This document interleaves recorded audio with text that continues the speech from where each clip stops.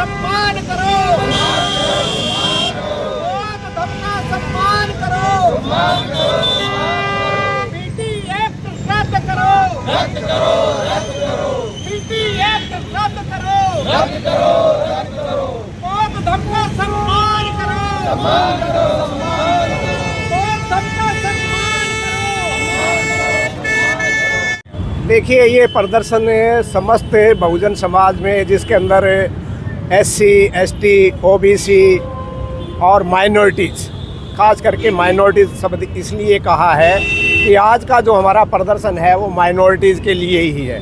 दूसरा, आज का दिन हमारे लिए बहुत विशेष महत्व रखता है, क्योंकि माननीय सर्वोच्च न्यायालय द्वारा 2018 के अंदर अनुसूचित जाति जनजाति अत्याचार निवारण एक्ट को डाइल्यूट कर दिया गया था। उस एक्ट को पुनः लागू करवाने के लिए 2018 के अंदर पूरे भारतवर्ष के अंदर बहुजनों ने संघर्ष किया था, और उस संघर्ष के अंदर बहुजन समाज के 13 साथी हमारे शहीद हुए थे।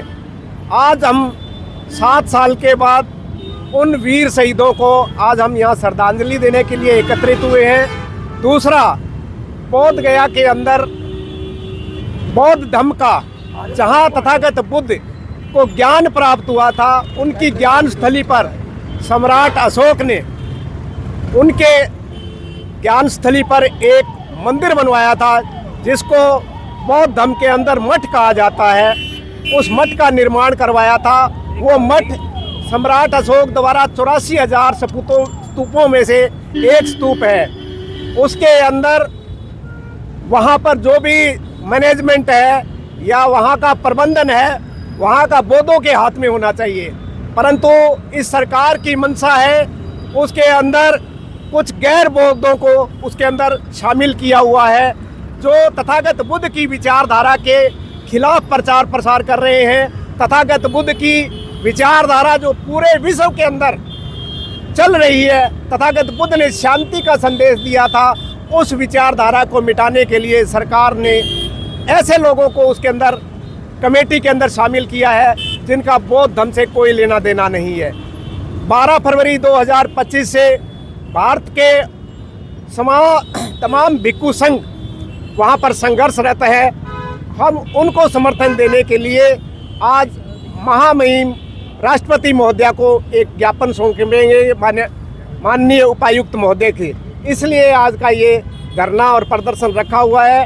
हम यहाँ पर सारे लोग एकत्रित होकर के एक शांति मार्च के रूप के अंदर हम इकट्ठे होकर के लाइनबद्ध पंक्तिबद्ध होकर के हम जो है जाएंगे और माननीय उपायुक्त महोदय को ज्ञापन देंगे और मांग करेंगे कि जो बोध गया के अंदर बौद्ध टेम्पल है उसको गैर बौद्धों से मुक्त कराया जाए।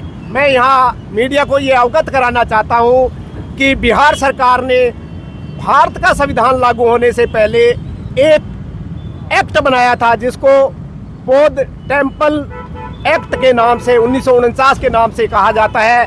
उस एक्ट के अंतर्गत उन्होंने गैर बौद्धों को उसके अंदर शामिल करके एक संविधान के विरुद्ध कार्य किया है।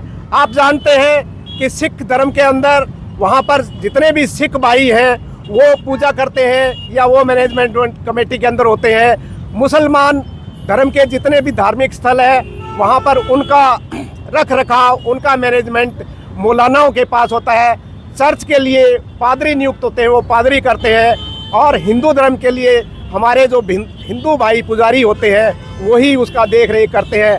परंतु बौद्ध धर्म के अंदर गैर बौद्धों को इनवाइट करके एक बौद्ध धर्म की विचारधारा को समाप्त करने का जो कार्य किया गया है वो हम लोगों को सहन नहीं है, और आज उसके लिए हम ज्ञापन दे रहे हैं। हम लोग 12 मई को वहाँ पर एक बहुत बड़ा विशाल प्रदर्शन होने जा रहा है। हम लोग सरसा से वहाँ पर काफ़ी मात्रा के अंदर वहाँ पर लोग जाएंगे। उसके अंदर पूरी मुहिम कर रहे हैं। वहाँ बोध गया हम लोग बहुत जा रहे हैं। नरेंद्र मोदी जी जो है वो कहते हैं बेटी बचाओ बेटी पढ़ाओ।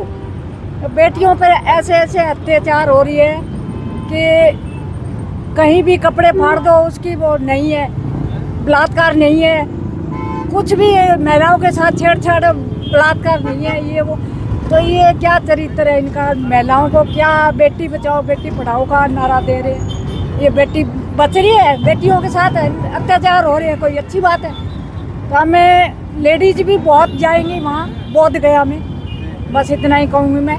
जय भीम। तो कहाँ तक संघर्ष आपका रहेगा? आज आपने ज्ञापन देना है, आगे क्या कुछ रहेगा? बोध गया जाएंगे हम लोग, बहुत इकट्ठे हो गए। जी हाँ जी। तो आगे वो हमारे बोध गया में जो बौद्ध मठ है वो उनके हमारे बुद्धिस्ट जो है उनके हवाले करने के निर्देश कोशिश कर रहे हैं हमें। तो इतना ही क्या कहूँ। आने वाले समय में बड़े स्तर पर भी प्रदर्शन होगा? हाँ जी हाँ जी सरकार नहीं हाँ जी हाँ जी। मानेगी?